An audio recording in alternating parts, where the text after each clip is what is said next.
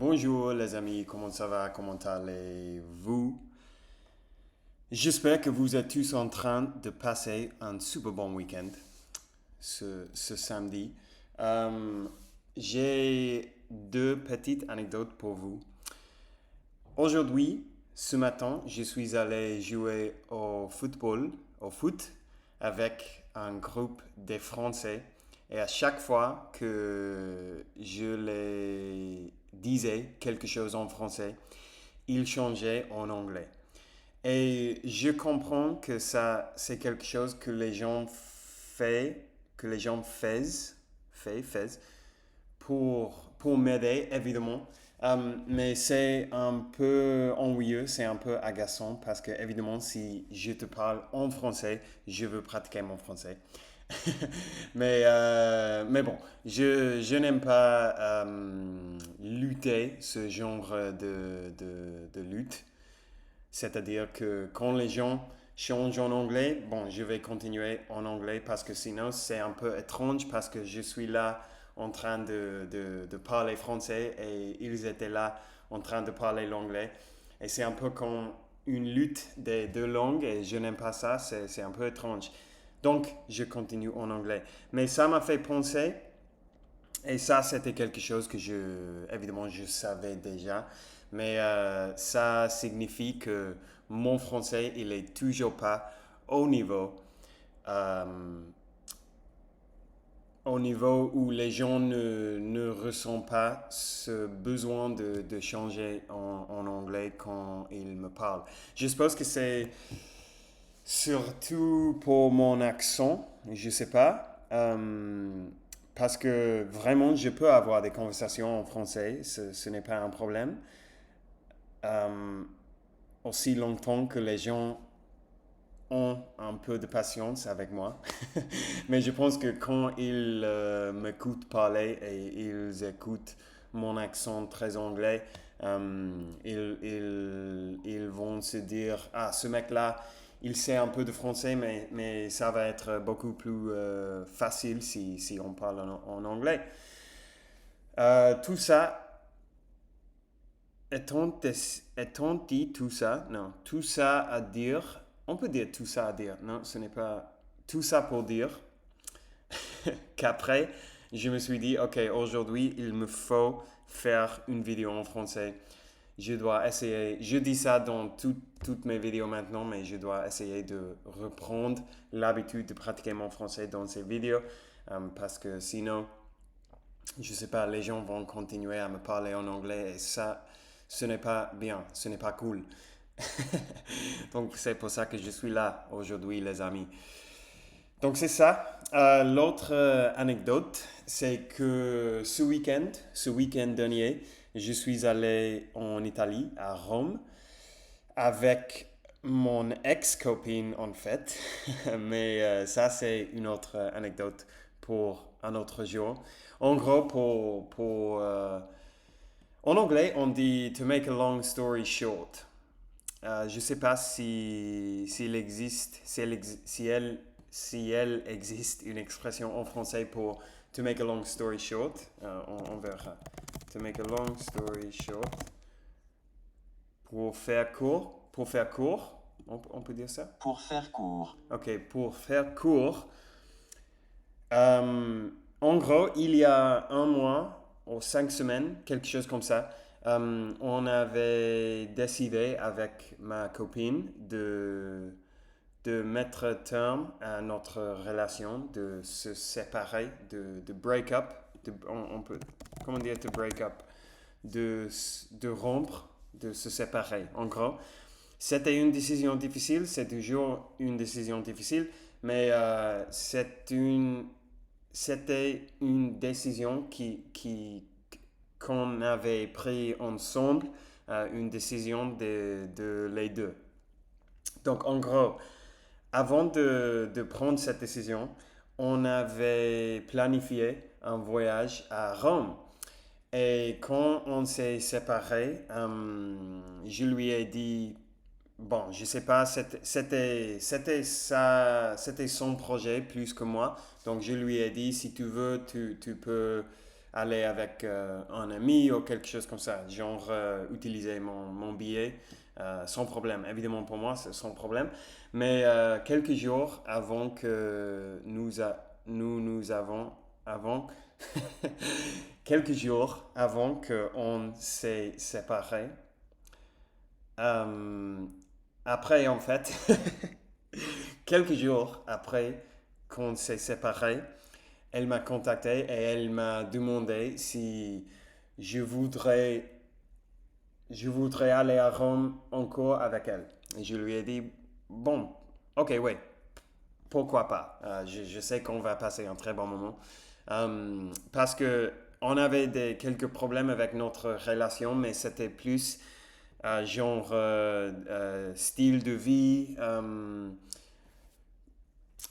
comment on dit ça, notre manière de se communiquer, je sais pas, notre communication, c'était pas très bien. En fait, au final, je pense on n'est pas vraiment compatible. C'est simplement ça.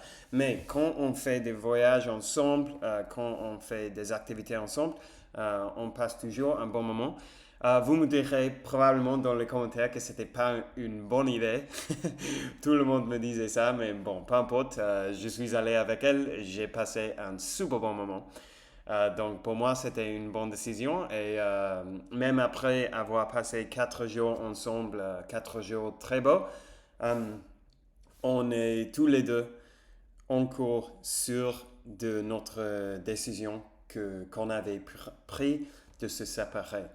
Tout ça pour dire, tout ça pour dire, c'est ça ce que je voulais dire avant. Tout ça pour dire, c'était pas l'anecdote que ça c'était le contexte de l'anecdote, mais en gros, notre avion de retour à Barcelone, il, l'avion, il était censé décoller à 10h30 de la nuit, de la soirée mardi, en gros. Et il nous a fallu, il nous a fallu faire le check-out de l'Airbnb à 11h du matin. Donc entre 11h et 10h30, donc en gros 12 heures plus ou moins, on avait fait plein de choses en Rome, mais on était vraiment, vraiment très fatigué après 3 jours de faire le tourisme. On avait vraiment fait plein de choses. On avait fait le Colosseum, le Palatine Hill, le Roman Forum, le Sistine Chapel, le Vatican Museum, St. Peter's Basilica, quelques autres choses, beaucoup de pizzas, beaucoup de glace, plein de choses. Donc mardi, on était vraiment fatigué et on est arrivé à l'aéroport à 7 heures de la tard, je sais pas. Donc en gros, 3h30 avant notre avion, avant notre vol. Mais le problème, c'est que à 9h30, alors 1 heure avant avant le supposed take-off, avant le temps qu'on était censé décoller, 1 heure avant ça, euh, il nous a annoncé que il y aura un retard de 3 heures de l'avion. Donc, au lieu de décoller à 10h30, on allait décoller à 1h30 du matin, mercredi. Donc ça déjà, c'était genre, ah mon Dieu, ça ce n'est pas cool.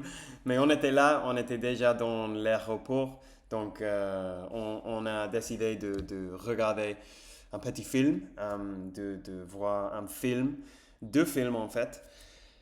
Euh, mais après, à 12 heures ou à 16 heures, à minuit, euh, on nous a annoncé un retard de plus d'une heure. Donc, on allait décoller à 2h30. C'était vraiment un peu, je sais pas, comme vous pouvez vous imaginer, ce n'était pas la nouvelle qu'on attendait, qu'on voulait. Et après, à 2h30, ils ont fait une dernière annonce pour annoncer un retard de plus d'une heure. Donc, on avait fini par décoller à 3h30 du matin, c'est-à-dire 5 heures après le temps qu'on était censé décoller. Donc bon, ça s'est passé bien en fait. On a regardé 2 films, on a dozed un peu. Comment on dit ouais, ouais. On a somnolé un peu. On a fait une petite sieste dans l'aéroport. Mais le problème, c'était que le vol entre Barcelone et Rome, il dure seulement 1h20. Donc, ce n'est pas vraiment suffisamment de temps pour dormir. Donc, au final, je suis arrivé chez moi. On est arrivé à Barcelone à 5 heures du matin et je suis arrivé chez moi à 6h15, quelque chose comme ça, sans vraiment dormir. On a fait une petite sieste, mais pas vraiment, genre 30 minutes. Donc, c'est-à-dire que mercredi et jeudi, j'étais vraiment fatigué toute la journée et j'étais de mauvaise humeur. Mais maintenant, je suis bien, et je me sens bien, en fait. Je, j'ai récupéré de ce manque de soleil. En fait, c'est un fait sur moi. Ça, c'est quelque chose chez moi que quand j'ai un manque de soleil, je suis pas bien. Hein. Je suis de mauvaise humeur. Je veux pas faire rien en fait. Ça me gâche vraiment ma journée si j'avais pas dormi bien. Je sais pas, je suis comme ça. De plus en plus, alors que je suis de plus en plus âgé. Donc c'est ça pour aujourd'hui les amis. 2 petites anecdotes. J'espère que ça vous a semblé au moins un peu intéressant. Et on se verra très bientôt. Et je vous souhaite à tous un super bon week-end, un super bon samedi, un encore plus bon dimanche. Je ne sais pas quand on se parlera, mais ce sera bientôt. Je vous promets. Au revoir.